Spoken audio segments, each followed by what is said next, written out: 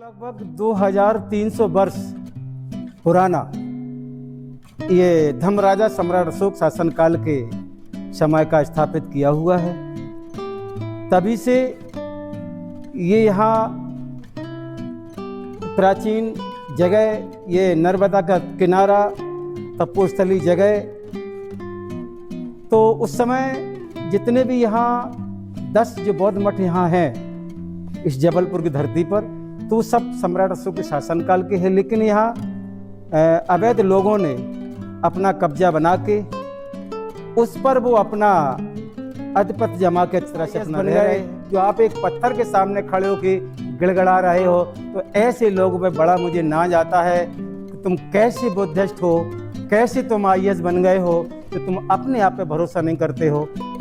तो मैं यहाँ के बौद्ध समाज के लोगों, क्या मैं जितना भी मानव लोग हैं इस संसार में, जितना मानव वर्ग है, मैं सभी से यही कहता हूँ, हे मेरे मानव, अपनी काया के अंदर जो ऊर्जा है, अपनी जो ताकत है, उसको पहचानो। संसार में कहीं कुछ भी नहीं मिलेगा, ऐसे निरंतर भटकते रहोगे वरना कुछ नहीं पाओगे। तथागत मेरे साक्षी है, हमारे सामने हैं। लेकिन मैं कभी भी, तथागत ने हमसे कहा है कि देखिए भंते, मैं केवल मार्गदाता हूँ, मैं मोक्षदाता नहीं हूँ। यहाँ के जो पूर्व के लोग हैं उनके माध्यम से हम जान पा रहे हैं कि इसको लगभग 2300 वर्ष पुराना ये धर्मराजा सम्राट अशोक शासनकाल के समय का स्थापित किया हुआ है। तभी से ये यहाँ प्राचीन जगह, ये नर्मदा का किनारा, तपोस्थली जगह। तो उस समय जितने भी यहाँ 10 जो बौद्ध मठ यहाँ हैं इस जबलपुर की धरती पर, तो सब सम्राट अशोक के शासनकाल के हैं। लेकिन यहाँ अवैध लोगों ने अपना कब्जा बना के उस पर वो अपना अधिपत्य जमा के तरह से अपना रह रहे हैं। लेकिन यहाँ एक मठ ही बचा जो ये बौद्ध समाज के अंतर्गत आते हुए उन्होंने इस पर ध्यान रखा और आज उनके अंतर्गत है। तो जैसे कि यहाँ के पूर्व के लोग बताते हैं कि इस मठ में 32 एकड़ ज़मीन का पूरा एरिया है, लेकिन आज वो भूमाफियाओं के अंडर में है। तो हमारा बौद्ध मठ में केवल और केवल 25 बाई 25 अंदर कंस्ट्रक्शन है और 25 बाई 25 बाहर का है। इतना ही अभी बौद्ध मठ के अंडर में जगह स्थापित है। तो ये मुझे अभी जो मैंने सुना है, निरंतर इस बौद्ध समाज के लोग, बीएसआई के लोग और ये अखिल भारतीय बौद्ध महासभा के लोग, ये सब मिलके जो है अब इन्होंने एक बहुत अच्छा एक कदम उठाया है। उस कदम को इन्होंने उठाने के बाद आज जो मैं देख पा रहा हूँ जो इनको सफलता हासिल हुई है, इसके लिए मैं तो इनको बहुत धन्यवाद देता हूँ कि चलिए, कम से कम तथागत ने भी कहा है कि जब जागो तभी सवेरा, कम से कम अब तुम्हारे समझ में आई। तो अब भगवान की जो यहाँ 32 एकड़ जो जगह है वो पुनः अपने एक आ रही है गर्ममयी। तो अब देखता हूँ ये कब तक होता है। लेकिन ये इस संसार में जो सबसे श्रेष्ठ जो एक मार्ग है वो तथागत का ही मार्ग है। लेकिन मैं किसी भी धर्म की कुछ ज़्यादा टीका टिप्पणी न करते हुए मैं तो कहता हूँ जो जिस आस्था में है उसको मानना भी चाहिए। लेकिन अपने इस शरीर की जो ऊर्जा है उसको ऐसी जगह लगाना चाहिए जहाँ मेरा परिवार सुखी हो, मेरे परिवार के लोग आईएएस पीसीएस बने। कम से कम ऐसी जगह अपनी ऊर्जा को मत लगाओ कि तुम निरंतर पीछे चले जाओ। आज मैं देख पा रहा हूँ दुनिया में लोग, एक मैंने अभी देखा था, एक आईएएस साहब थे, वो जा रहे एक मंदिर में, वहाँ मंदिर में खड़े खड़े कह रहे हैं कि हे भगवान, मैं तो अज्ञान हूँ, मैं अनभिज्ञ हूँ, मुझे क्षमा करना। बताइए कैसे आप आईएएस बन गए जो आप एक पत्थर के सामने खड़े होके गिड़गड़ा रहे हो। तो ऐसे लोगों में बड़ा मुझे नाज आता है कि तुम कैसे बुद्धिस्ट हो, कैसे तुम आईएएस बन गए हो, जो तुम अपने आप पे भरोसा नहीं करते हो। तो मैं यहाँ के बौद्ध समाज के लोगों, क्या मैं जितना भी मानव लोग हैं इस संसार में जितना मानव वर्ग है, मैं सभी से यही कहता हूँ, हे मेरे मानव, अपनी काया के अंदर जो ऊर्जा है, अपनी जो ताकत है, उसको पहचानो। संसार में कहीं कुछ भी नहीं मिलेगा, ऐसे निरंतर भटकते रहोगे वरना कुछ नहीं पाओगे। तथागत मेरे साक्षी है, हमारे सामने हैं, लेकिन मैं कभी भी, तथागत ने हमसे कहा है कि देखिए भंते, मैं केवल मार्गदाता हूँ, मैं मोक्षदाता नहीं हूँ। उन्होंने कभी नहीं कहा मुझे आप भगवान कहो, मैं भगवान नहीं हूँ। जाते जाते उन्होंने कभी ये भी नहीं कहा तो मूर्ति पूजा करो। लेकिन फिर भी हमारे बुद्ध के लोग मानने वाले, मैं बराबर उनको यही कहता हूँ, बुद्ध को मानने से कभी आप भले नहीं हो पाओगे जब तक आप अपने आप को नहीं मानोगे। लेकिन अपने आप को जिस दिन तुम पहचान जाओगे, उसी दिन से तुम्हारे सारे दुख दालो दूर होना शुरू हो जाएंगे। लेकिन हमारे लोग अपने आप को नहीं मान रहे हैं, अन्य सगाई अपनी शक्ति को लगाए बैठे हैं। आज इसीलिए ये पूरे संसार में विडंबना है। तो मैं आज 4 मई 2025 बुद्ध की जो त्रिगुण पावन पूर्णिमा है, वो दिन चल रहे हैं, वो अवसर चल रहा है। इस संसार में 33 करोड़ देवी देवता होने के बाद भी किसी में इतनी सामर्थ्य नहीं थी कि वो कह के अपना महाप्रत्राण पाठ करते और 3 पूर्णिमा को उनको एक ही सामने आती। जैसे उनका जन्म होता है वैशाख की पूर्णिमा को, उनको बुद्धत्व प्राप्त होता है वैशाख की पूर्णिमा को, उनका महापरिनिर्वाण होता है वैशाख की पूर्णिमा को। तो कितने महान थे तथागत सम्यक संबुद्ध है, लेकिन हम सब अज्ञान लोग इस सारी चीज़ों से बहुत दूर हों।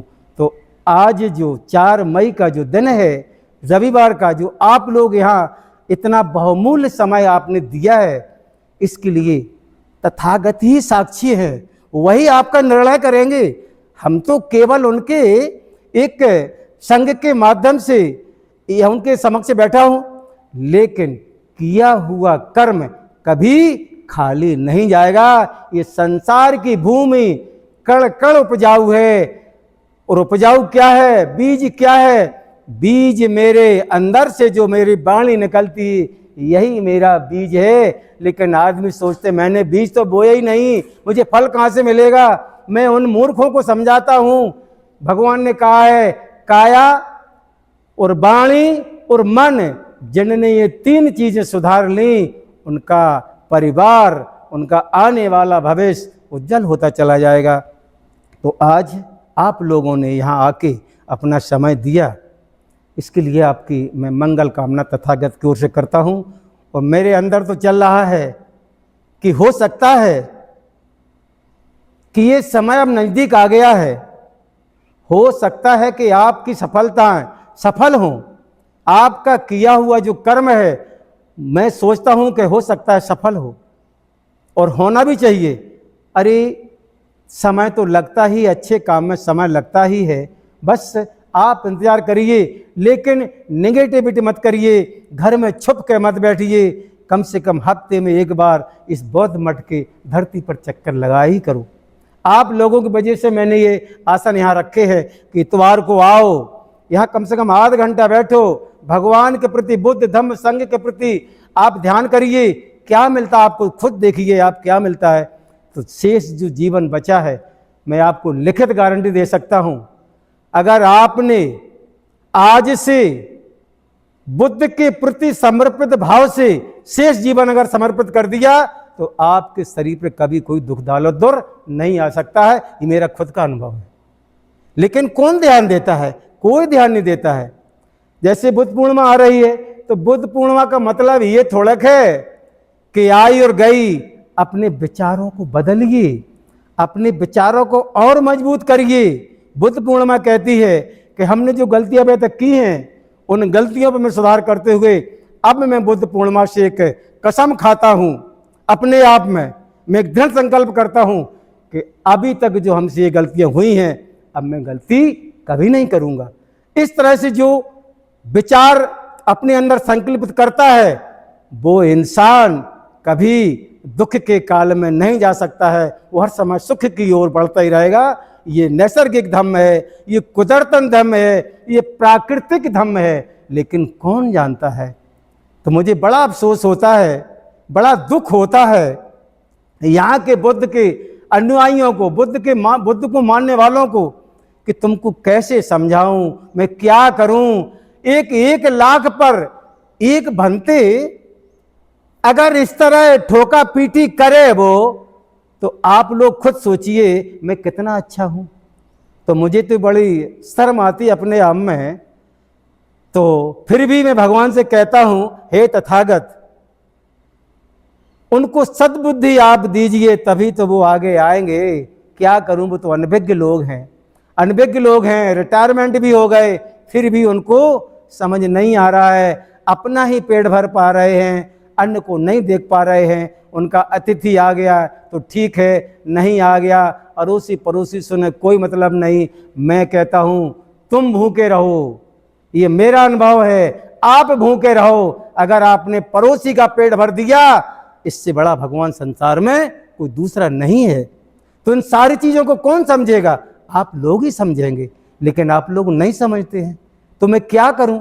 ठीक है भाई, आपके सामने आप बो रहे हो, आपको ही काटना पड़ेगा, कोई दूसरा नहीं काटेगा। बबूल बोगे बबूल काटोगे, आम बोगे तो आम काटोगे। बस हमारा धर्म तो नैसर्गिक है, हम इसी पर टिका हूं, इसी पर टिका हूं। मैं फिर भी गारंटी से कहता हूं, हे बुद्ध के मानने वाले, बुद्ध को पहचानो, धम्म को पहचानो, संघ को पहचानो।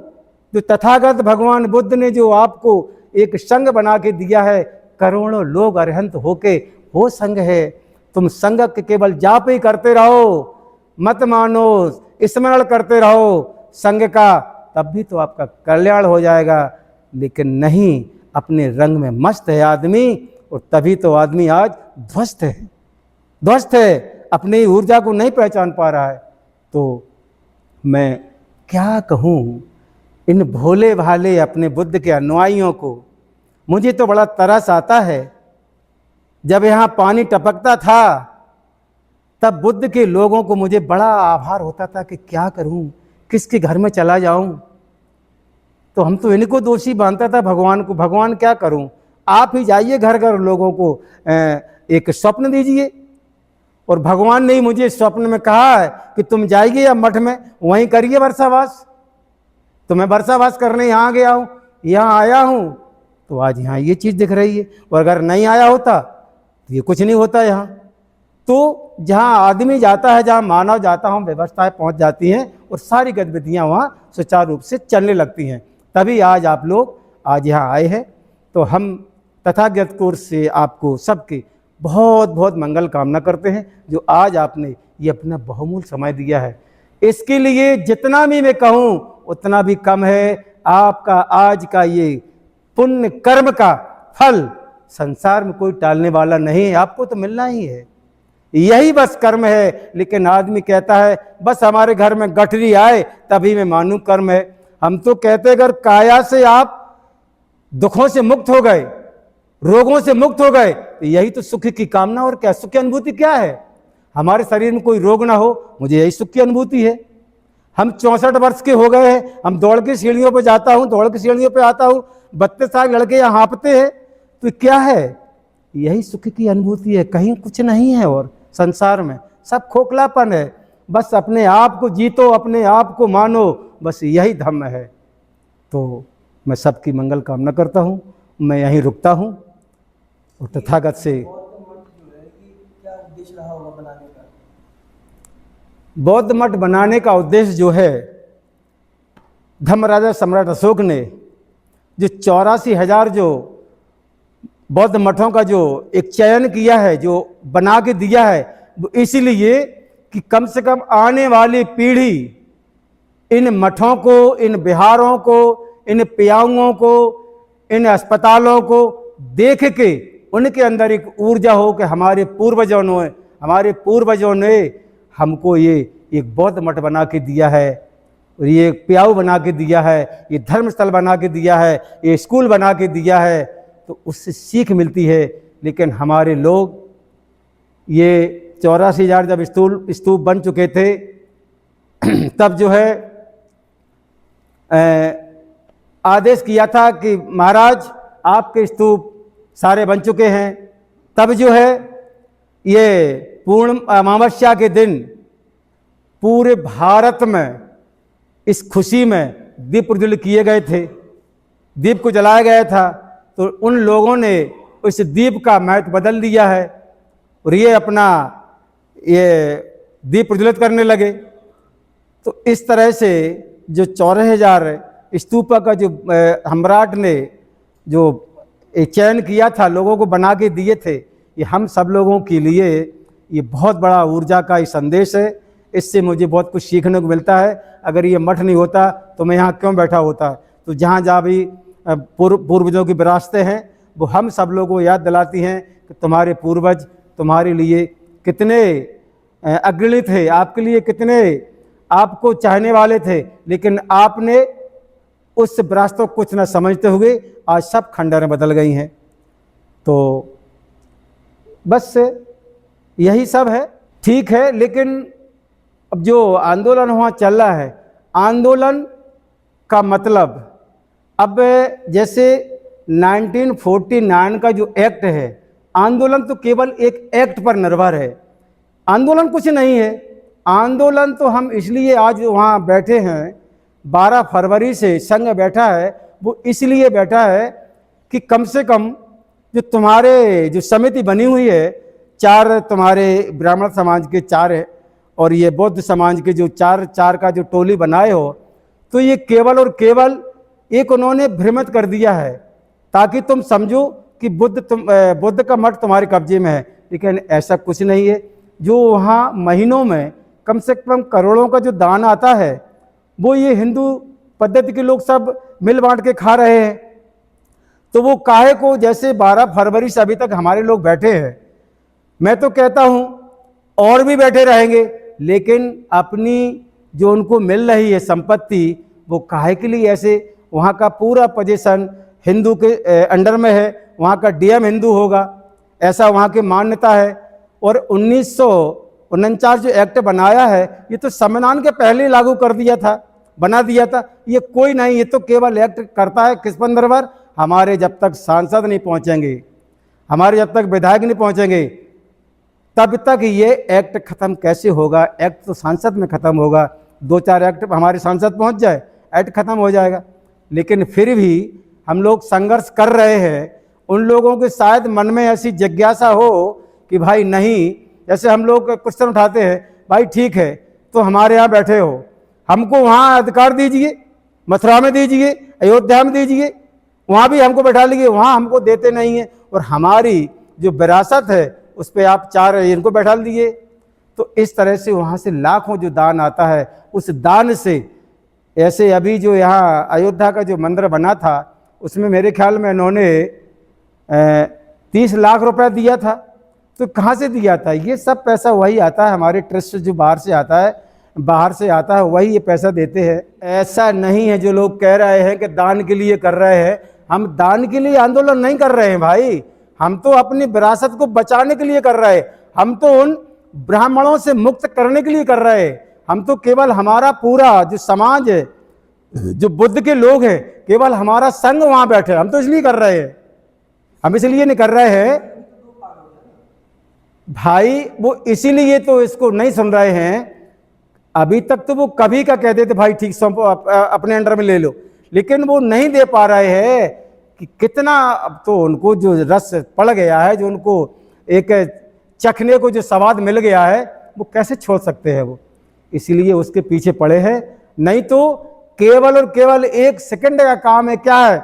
1949 एक्ट जिससे खत्म हो जाएगा, सारी प्रथा खत्म हो गई, उसी पर निर्भर हो, कुछ नहीं है। अब जैसे आंदोलन 12 फरवरी चल रहा है, अभी तक चल रहा है, शासन नहीं सुन रहा है, एक मुख्यमंत्री के अंडर में है, मुख्यमंत्री, प्रधानमंत्री मुख्यमंत्री को आदेश कर दे कि 1949 वाला जो एक्ट है उसको निरस्त कर दो, निरस्त हो जाएगा, ये अपने आप समिति भंग हो जाएगी। लेकिन हमारा जो संघ, वो जो वहाँ 4 बैठे हैं, हमारा संघ भी कहीं थोड़ा बहुत बिल्कुल मिस्टेक है, हमारा संघ भी नहीं छोड़ रहा, हमारा संघ भी नहीं कह रहा है कुछ भी। तो आकाश लामा जो आज मैन बन के बैठे हैं, तो मैं तो उनकी तारीफ करता हूँ। लेकिन कहीं भी चले जाओ संसार में, आपस में थोड़ा बहुत चलते ही रहता है, लेकिन जीत होगी जीत होगी बुद्ध के लोगों के ही, आज नहीं तो कल मुक्त जरूर होगा। जैसे आश्वासन दिया है प्रधानमंत्री ने कि 12 मई को कुछ होने वाला है, तो देखो क्या होता है। संस्थाएं भी होंगी, सारे काम होंगे, लेकिन बस मेरा अगर श्रेय जाता है तो केवल एक्ट पर जाता है। जब तक एक्ट समाप्त नहीं होगा और हम जनसमूह इकट्ठे भी होंगे तो एक्ट पर ही प्रभाव पड़ेगा, उनको एक्ट ही खत्म करने पड़ेगा। पूरा जो दोषी है वो एक्ट है, एक्ट खत्म हो जाए हमारा बिहार मुक्त हो जाएगा, हमारी जो धर्म संपदा वहाँ की है मुक्त हो जाएगी। लेकिन मैंने वहाँ देखा है, मैं पिछली बार जब गया था तो वहाँ शिवलिंग स्थापित नहीं थी, लेकिन अब उन्होंने धीरे धीरे वहाँ बगल में वहाँ शिवलिंग स्थापित कर दिए, तो उनका चल रहा है, क्या करोगे। वो तो मैं एक बार गया गुरफा, बोध गया से और 80 किलोमीटर आगे है। गुरफा में तो ये स्थिति है 2000 सीढ़ियाँ हैं और एक 5 मिनट का रास्ता तो इतना है कि ऐसे जाना पड़ता है, ऐसे नहीं जा पाओगे, ऐसे। वहाँ भी जब मैं गया तो मैं तो विस्मित रह गया। मैंने कहा देखो, जहाँ कड़ने की जगह नहीं, निकलने की जगह नहीं, वहाँ हनुमान जी खड़े हो गए, वहाँ राम खड़े हो गए, वहाँ सीता जी बैठ गई। मैं तो वैसे ही रह गया। हमने कि इनको तो लहर आती है, भगवान तुम कहाँ हो, हम तुम्हारे पीछे पीछे आता हूँ। तो ऐसी ये मूर्ति है, इसके पीछे ये सब लोग बस ये नकल चल रही है भैया, लेकिन उनकी अकल आगे आगे दौड़ रही है, हम लोग पीछे रह रहे हैं। तो मैं तो उनको धन्यवाद देता हूँ कि तुम ठीक हो, कम से कम तुमने हमारी विरासतों को कम से कम बचा तो लिया है। हमारे बुद्ध के लोग मानने वाले तो जैसे जबलपुर में देख लो, एक है, एक को नहीं बचा पा रहा है, अगर 10 होते तो 10 तो अब तक नीचे आ जाते। तो हम तो वहाँ के लोगों को धन्यवाद देता हूँ कि चलो तुम्हारे वजह से बचा तो है कम से कम। अब देखता हूँ मुक्त होगा, ये निश्चित है मुक्त होगा, एक्ट मुक्त होगा, एक्ट नहीं रहेगा, वो एक्ट मुक्त हो जाएगा। बस पूरा जो बुद्ध शासन है वहाँ का एकदम स्वतंत्र हो जाएगा। समय लगेगा समय, और मुख्यमंत्री और प्रधानमंत्री सब आपस में हिल मिल के अभी ये गा रहे गाने को। अब इस पर अगर चर्चा करेंगे तो मुझे ये लगता है जो मैंने अनुभव किया है, मैं तो कहता हूँ अभी जो 75 साल गुजर गई हैं भारत को बौद्धमय बनाते बनाते, मैं तो कह रहा हूँ 75 साल और चले जाए, इस धरती पे कोई माई का लाल नहीं जो भारत को बौद्धमय बना दे। कारण मैं तो गारंटी से कहता हूँ, तुम भारत को तो छोड़ दो, तुम केवल खुद बुद्धमय बन जाओ, एक को और बना दो, बस केवल तुम बन जाओ और एक को बना दो, पूरा भारत बौद्धमय बन गया। मैं भाषण तो देता हूं लेकिन मैं खुद तो बौद्धमय बनता नहीं हूं, इसीलिए आज 75 साल से कोई बौद्धमय नहीं हो पाया। मैं गारंटी से कहता हूं, इतने लोग यहां बैठे हैं, सबको छोड़ दो, इतने लोग यहां बैठे हैं, कसम खा लो, संकल्प ले लो कि आज से तथागत भगवान बुद्ध के बताए हुए मार्ग पर चलूंगा, अन्य कोई शरण मेरी दूसरी नहीं है, बुद्ध ही मेरी शरण है। देखो, और एक और बना दो अपनी प्रेरणा से, कैसे भारत बौद्धमय नहीं होता है। अब तुम सोचो कि मैं सुधरूं नहीं और मैं तुम्हें सुधार दूं, ये तो असंभव है, ये असंभव है, कभी नहीं हो पाएगा। और यही कुरीतियां आज पूरे भारत में फैली हैं। नहीं बनेगा, बनेगा जब ये समझ लोगों में आएगी तो बन जाएगा। जब जागरूक हो गए हैं लेकिन डर रहे अंदर से, जागरूक होने के बाद ही उनके अंदर डर है। अभी अगर हम सामने आते हैं तो ये जानेगा ये बौद्ध है, ये फला फला उसका है कैटेगरी का। अभी तो हम छिपके रह रहे हैं, अभी तो हमको कोई जानता नहीं है, केवल हम जानते हैं कि मैं बौद्ध हूं, लेकिन मैं समाज में खुल के नहीं आ रहा हूं मैं बौद्ध हूं। अन्य कैटेगरी में जब आप खड़े होते हैं तो आप अपने आप को दबाते हैं। अरे काहे को दबाना है, चाहे तुम्हारे पास कोई भी समाज हो, मैं बौद्ध को मानने वाला हूं तो बौद्ध को मानने वाला हूं, उसमें डरना क्या है मुझे। लेकिन मैं देख रहा हूं यहाँ के लोगों को, वो अपने आप में डरते हैं। अगर जान गए मुझे ये नर्वल वर्ग का है, ये शेड्यूल कास्ट का है, ये फलाना है, ढमका है, तो हमको वो शरण नहीं देंगे, हमको वो जगह ही नहीं देंगे बैठने की।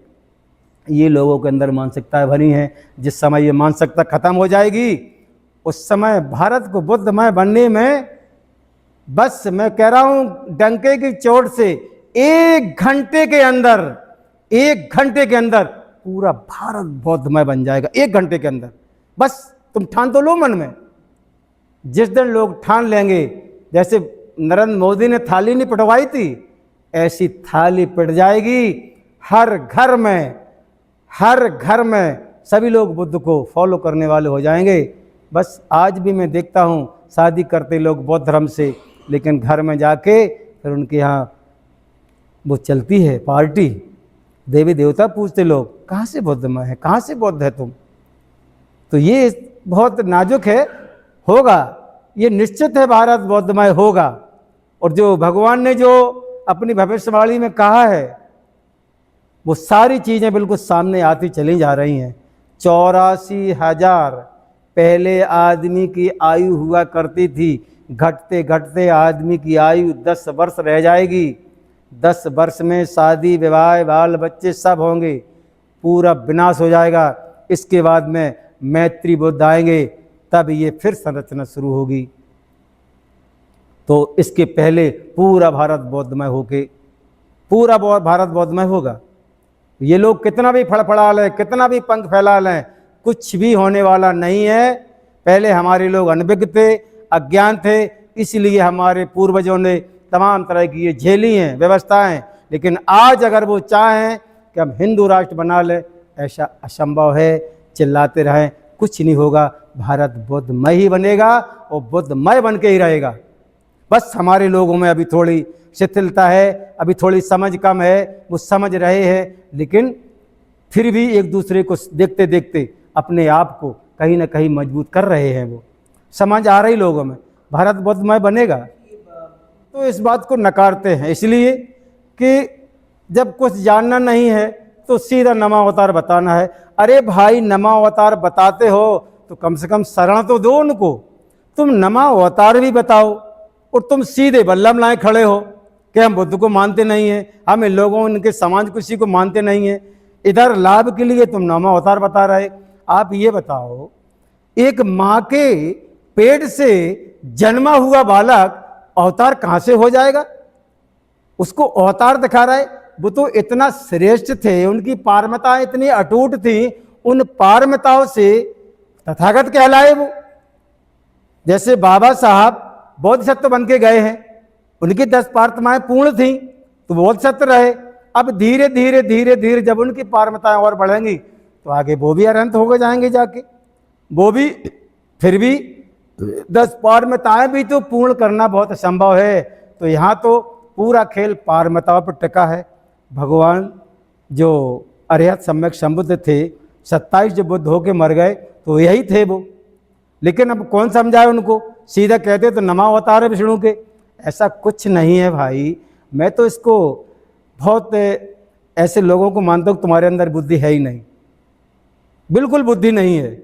माँ से जन्मा हुआ बालक कैसे अवतार हो सकता है? सभी लोग जानते हैं कि राजा शुद्धोधन के महामाया गर्भ से पैदा हुए हैं, तो कैसे होगा ये अवतार? अरे भाई, उधर तो हम इसलिए नहीं जाते हैं, उधर जाते हमारा दिमाग बेकार हो जाता है, हम जो जानते वो भी भूल जाते हैं।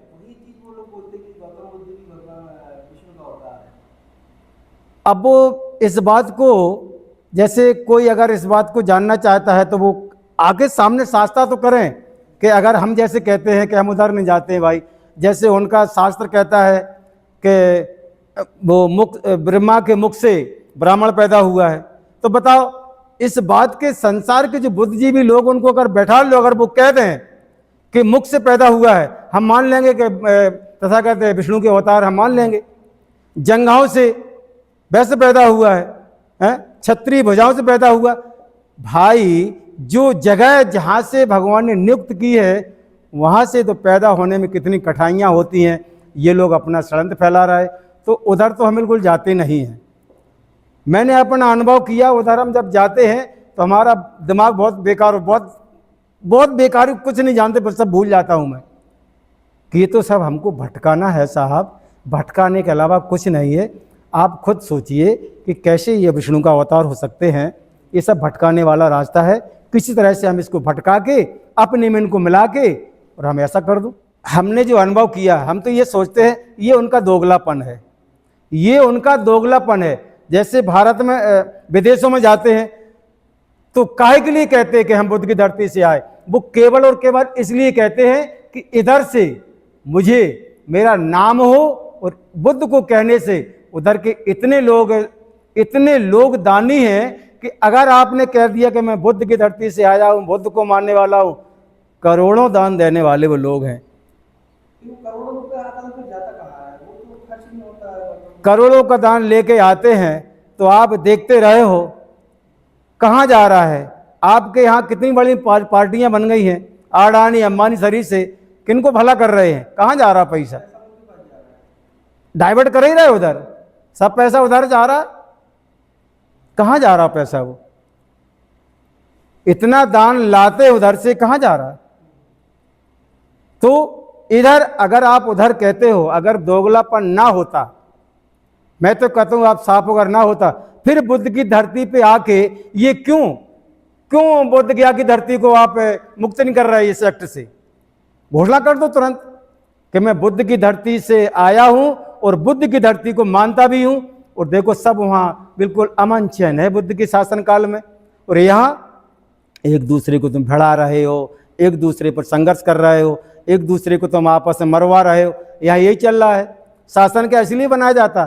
शासन जो धर्म राजा शासन का होता है वो इसलिए होता है कि हमारी पूरी भारत की प्रजा एक हमारे मनोदशा में रहे और कोई भी दुख की ओर न जाए, सब सुखी रहे लोग।